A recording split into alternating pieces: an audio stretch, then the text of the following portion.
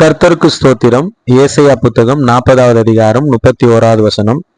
கர்த்தருக்கு காத்திருக்கிறவர்களோ புதுபலன் அடைந்து கழுகுகளைப் போல செட்டைகளை அடித்து எழும்புவார்கள்.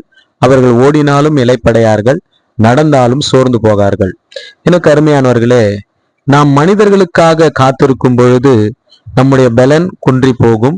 அது மட்டுமல்ல, நாம் இளைப்படைந்து விடுவோம். அது மட்டுமல்ல, நாம் சோர்ந்து போகி விடுவோம். ஆனால் நாம் ஆண்டவருக்காக, கர்த்தருக்காக காத்திருக்கும் பொழுது அவர் நம்முடைய வாழ்க்கையிலே கிரியைகளை நடப்பிக்க வேண்டும் என்று சொல்லி அமைதியாய் காத்திருக்கும் பொழுது நிச்சயமாகவே புதுபலன் அடைவோம். கழுகுகளைப் போல செட்டைகளை அடித்து எழும்புவோம். அது மட்டுமல்ல, நாம் ஓடினாலும் இளைப்படைய மாட்டோம், நடந்தாலும் சோர்ந்து போக மாட்டோம். எனவே மனிதர்களை நம்பாமல், மனிதர்களுக்காக காத்திருக்காமல், சந்தர்ப்ப சூழ்நிலைகளுக்காக நாம் காத்திருக்காமல் தேவனுடைய சமூகத்தில, அவருடைய பிரசன்னத்தில காத்திருப்போம். நிச்சயமாகவே ஆண்டவர் நமக்கு புதுபலனை கொடுப்பார். நம்முடைய இளைப்பையெல்லாம், சோர்வையெல்லாம் எடுத்து போட்டு அவர் உற்சாகப்படுத்துவார். இந்த வார்த்தையின் அடிப்படையில ஜெபிக்கலாம்.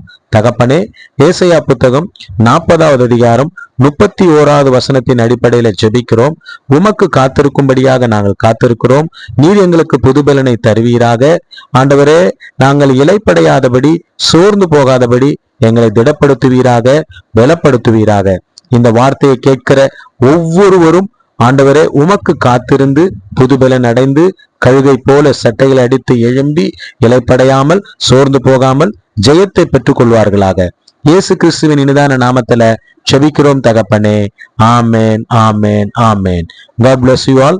கர்த்தர் உங்கள் எல்லோரையும் ஆசீர்வதிப்பார்.